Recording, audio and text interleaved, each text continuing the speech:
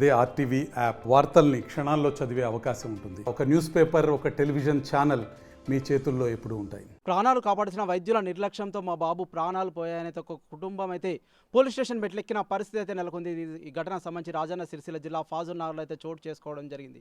ప్రస్తుతం అయితే మెజిస్ట్రేట్ ముందర అయితే ఖననం చేసిన బాడీకి అయితే బయటకు తీసైతే మళ్ళీ పోస్ట్ మార్టం అయితే నిర్వహించడం జరిగింది. అసలు వీరికి బాబుకి ఏం జరిగింది, వైద్యుల నిర్లక్ష్యం ఏంటి అనేది ఒకసారి వారి పేరెంట్స్ అయితే ఉన్నారు, ఒకసారి వారి మాటలు తెలుసుకుందాం. సార్ చెప్పండి, అసలు ఏం జరిగిందండి? మాది ఫాజుల్ నగర్ సార్, వెమ్లవాడ మండలం. అయితే మా బాబుకు డెలివరీ ఉందని కరీంనగర్ వెళ్ళాం, శాలిని హాస్పిటల్ అని ప్రైవేట్ హాస్పిటల్కి వెళ్ళినాం. వెళ్తే అక్కడ మాకు డెలివరీ అయిన తర్వాత బాబుకు కొంచెం బ్రీతింగ్ ప్రాబ్లం ఉందని వేరే ప్రైవేట్ హాస్పిటల్కి వాళ్ళే రిఫర్ చేసుకొని పంపించారు. మమ్మల్ని ఒక్క విషయం కూడా అడగకుండా పంపించారు. పంపించిన తర్వాత మేము హడావిడిగా మా బాబుకి ప్రాబ్లం ఉందన్నాక మేము కూడా హాస్పిటల్కి వెళ్ళిన తర్వాత డాక్టర్ ట్రీట్మెంట్ స్టార్ట్ చేసిన అని చెప్పిన తర్వాత తెల్లారి మేము 18కు వెళ్ళినాం. తెల్లారి లార్జ్ పీడిఏ ప్రాబ్లం ఉంది, బేబీకి ఆపరేషన్ చేయాలని చెప్పారు. చెప్తే మేము దానికి అంగీకరించినాం. ఆపరేషన్ చేస్తామంటే మేము కూడా ఒప్పుకున్న తర్వాత ఒకరోజు 2 రోజులు అయిపోయింది. 4 days దాకా మెడిసిన్ మీదనే బేబీ క్యూర్ అవుతుండు అని చెప్పి లాస్ట్ మూమెంట్లో మా వల్ల కావట్లేదు, బేబీ చాలా సీరియస్ ఉంది, తీసుకెళ్తారా ఉంచుతారా మీ ఇష్టం అని మాట్లాడారు. నేను మా బాబు చనిపోతాడేమన్న భయంతో నేను మా బాబుని నీలోఫర్ హాస్పిటల్కి తీసుకెళ్తే అక్కడ వెళ్ళిన తర్వాత ఒక 1/2 hour వరకు బాబు చనిపోయాడు. తర్వాత సిపిఆర్ చేసి మళ్ళీ బాబుని బతికించి ఒక 12 గంటల తర్వాత మళ్ళీ బాబు హార్ట్ అరెస్ట్ అయిపోయింది, చనిపోయాడు. అయితే దీనికి ముఖ్య కారణం ఏంటంటే మేము వచ్చినప్పుడు మా బాబుకి ఎంత సీరియస్ ఉంది, ఆ బాబుకి ఏ పరిస్థితి ఉందని మాకు ఎక్స్ప్లెయిన్ చేయకుండా చేద్దాం అని చెప్పి వాళ్ళ హాస్పిటల్ బిల్స్ కోసం మమ్మల్ని ఉంచుకొని వేరే పెద్ద హాస్పిటల్కి పంపించినా కూడా మేము వెళ్ళేటోళ్ళం, మా బాబుని ఏ విధంగా కాపాడుకుంటాం. కానీ మాకు ఆ ఛాన్స్ కూడా లేకుండా బేబీ సీరియస్ అయ్యేంత వరకు, బేబీ లంగ్స్ కానీ చెడు రక్తం కానీ ఫుల్ ఫామ్ అయ్యే వరకు అక్కడ ఉంచుకొని హాస్పిటల్ నిర్లక్ష్యం వహించి మా బాబు మరణానికి కారణమైన ఏవైతే ప్రైవేట్ హాస్పిటల్ ఉన్నాయో అలాంటి హాస్పిటల్ కరీంనగర్లో చాలా ఉన్నాయన్న. నేను ఏ డబ్బుల కోసమో దేనికోసమో ఏది చేస్తలేను. నాలాంటి అన్యాయం వేరే ఏ తల్లికి తండ్రికి జరగకుండా ఒక్కటే కారణంతో చేస్తున్నా. అసలు హాస్పిటల్ బంద్ పడాలి, మాకు న్యాయం జరగాలి, మా లాంటి పరిస్థితి ఎవరికి రాకూడదు, అంతే అన్న, ఇది ఒకటే కోరుకుంటున్నా. ఓకే, అంటే ప్రస్తుతం అయితే మీరైతే పోలీస్ స్టేషన్కి అయితే వెళ్ళడం జరిగింది కదా, కంప్లైంట్ అయితే ఇచ్చారు. అధికారులు ఏం చెప్తున్నారు? అంతేకాకుండా ఖననం చేసిన తర్వాత మళ్ళీ పోస్ట్ మార్టం సైతం నిర్వహించడం జరిగింది కదా, ప్రస్తుతం అయితే అధికారులు అయితే మీకు ఏం మాట్లాడుతున్నారండి? అధికారులు ఏమంటారంటే ఇప్పుడు ప్రస్తుతానికి బేబీ అయితే బయట లేదు, ఖననం చేసినాం కాబట్టి దాన్ని రీపోస్ట్ మార్టం చేసి దానికి సంబంధించిన ఆధారాలు సేకరించి పై స్థాయికి పంపి వాళ్ళ రిపోర్టు ద్వారా మీకు ఏమైనా న్యాయం చేకూరుస్తా అని వాళ్ళు చెప్పారు. ఓకే, అంటే ప్రస్తుతం అయితే మీరు వెళ్ళిన హాస్పిటల్కి వెళ్ళి కనుక్కున్నారా? వాళ్ళైతే ఏం సమాధానం చెప్తున్నారు మీతోని? వాళ్ళైతే నిర్లక్ష్యంగా చెప్తున్నారు. ఏముందంటే ఈ బేబీకి సంబంధించిన పీడిఏ ప్రాబ్లం ఉంది, దాన్ని ఎక్కడ కూడా ఆపరేషన్ చేయలేరు, చిన్న బేబీకి ఆపరేషన్ జరగదు, మేము చేయాల్సిందంతా చేసినాం, మీ ఇష్టం ఉన్నది చేసుకోండి అన్నట్టు వాళ్ళు మాట్లాడారు. ఓకే, అంటే మీరు హాస్పిటల్లో జాయిన్ అయినప్పుడు ఏం చెప్పారు, తర్వాత ఏం చెప్తున్నారండి వారైతే? మేము జాయిన్ అయినప్పుడు ఫస్ట్ ఏమన్నారంటే కొంచెం ఆయాసం ఉందని మాట్లాడారు, బేబీకి కొంచెం ఆయాసం ఉందన్నారు. తెల్లారి కార్డియాలజిస్ట్ వచ్చి స్కానింగ్ తీసిన తర్వాత లార్జ్ పీడిఏ ప్రాబ్లం ఉంది అని చెప్పారు. లార్జ్ పీడిఏ అంటే అది ఆల్మోస్ట్ సీరియస్ ప్రాబ్లం కింద కన్సర్న్ చేసారు. అంటే మేము తెలుసుకున్న విధానం ప్రకారం దానికి 2 days అబ్జర్వేషన్ తర్వాత కంపల్సరీ ఆపరేషన్ చేయాలని చెప్పారు. కానీ ఆపరేషన్ అనేది జరగక మా బాబు చనిపోయాడని మాదొక అనుమానం. ఓకే, అంటే ప్రస్తుతం మీరు ఎన్ని హాస్పిటల్స్ మీద అయితే కేసు వేయడం జరిగిందండి? మేము 2 హాస్పిటల్ మీద చేయడం జరిగిందండి. ఎందుకంటే ఒకటి మాకు ఇప్పుడు బేబీకి ఇంత సీరియస్ కన్సర్న్స్ ఉన్నప్పుడు మాకు కనీసం ఈ పలానా హాస్పిటల్కి పంపిస్తున్నాం అని చెప్పకుండా మమ్మల్ని ఎవరైతే రిఫర్ చేసిర్రో తన మీద. రెండోది, అక్కడికి వెళ్ళిన తర్వాత కూడా బేబీని అంత సీరియస్గా కేర్ తీసుకోకుండా 5 రోజులు ఉంచుకొని లాస్ట్ మూమెంట్లో చేతులు ఎత్తేసి నీలోఫర్కి పంపించిన డాక్టర్ మీద చర్యలు తీసుకోవాలని.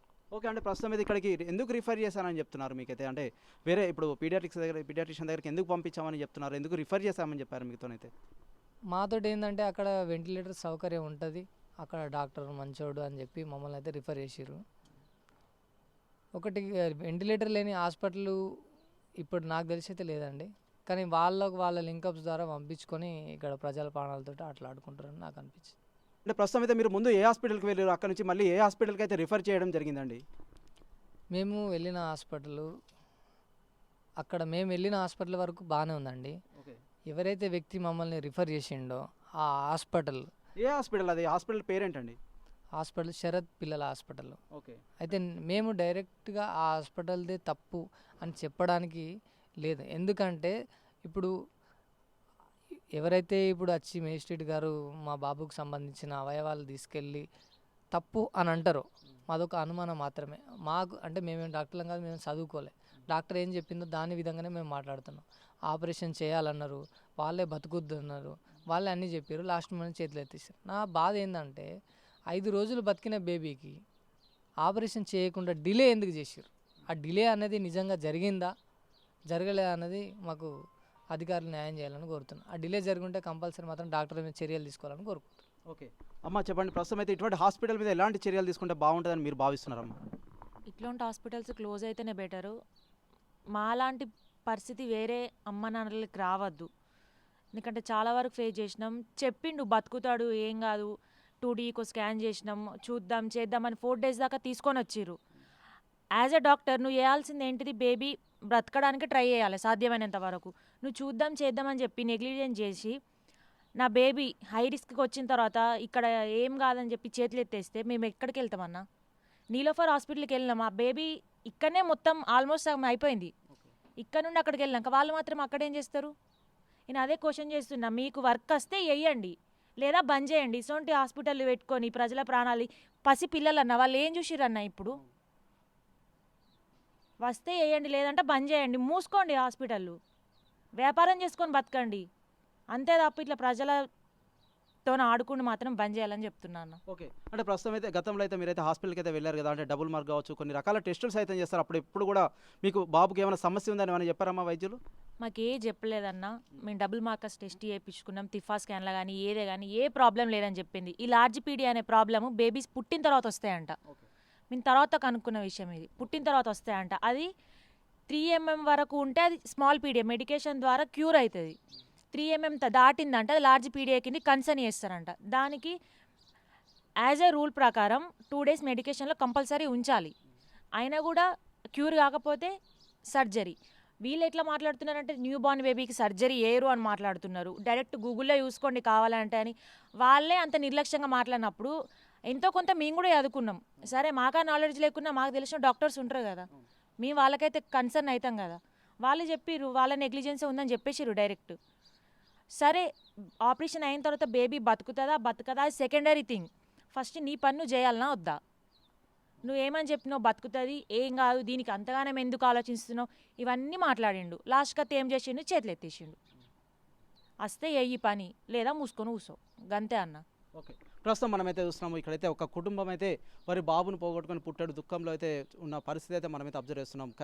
రాజన్న సిరిసిల్ల జిల్లా ఫాజుల్నగర్కు చెందినటువంటి ఒక కుటుంబం అయితే రెండోసారి అయితే కన్సీవ్ అవ్వడం జరిగింది. ఈ నేపథ్యంలో అయితే వారైతే హాస్పిటల్కి అయితే కరీంనగర్కి అయితే వెళ్ళడం జరిగింది. కొద్దిగా కార్పొరేట్ హాస్పిటల్ కేవలం డబ్బులు ధ్యాసలో పడి ఆ పిల్లల ఆరోగ్యంతో చెలగాటం అయితే ఆడుతున్నారని అయితే వారైతే ప్రధానంగా ఆరోపిస్తున్నారు. ఏదేమైనప్పటికీ మీకు పని వస్తే చేయండి, లేదంటే మూసివేసుకోండి. అధికారులు సైతం దీనిపై వెంటనే స్పందించాలి. ఇటువంటి హాస్పిటల్స్ని అయితే క్లోజ్ చేసి ఎంతో మందికి అయితే న్యాయం చేయాలి అని అయితే వీరైతే ప్రధానంగా కోరుకుంటున్న పరిస్థితి అయితే మనమైతే రాజన్న సిరిసిల్ల జిల్లా ఫాజుల్నగర్లో అయితే చూడొచ్చు. మేజిస్ట్రేట్ ఆధ్వర్యంలో అయితే ఖననం చేసిన బాడీని తీసి రీపోస్ట్ మార్టం సైతం నిర్వహించడం జరిగింది. దీనిలో వచ్చిన రిజల్ట్స్ తర్వాత అయితే వీరికైతే న్యాయం జరిగే అవకాశాలు ఉన్నట్లయితే కొంతవరకు అయితే మనకైతే తెలుస్తుంది. ఏదేమైనప్పటికైతే ఇటువంటి హాస్పిటల్స్ అయితే మూసివేయాలని అయితే ఇక్కడ ఉన్న ప్రతి ఒక్కరు కోరుకుంటున్న పరిస్థితి అయితే మనమైతే చూడొచ్చు. Over to studio. మరిన్ని వీడియోస్ కోసం ఛానల్ ని సబ్స్క్రైబ్ చేయండి. లేటెస్ట్ అప్డేట్స్ కోసం వాట్సాప్ ఛానల్ ని ఫాలో అవ్వండి. ఆ లింక్ డిస్క్రిప్షన్ లో ఉంది.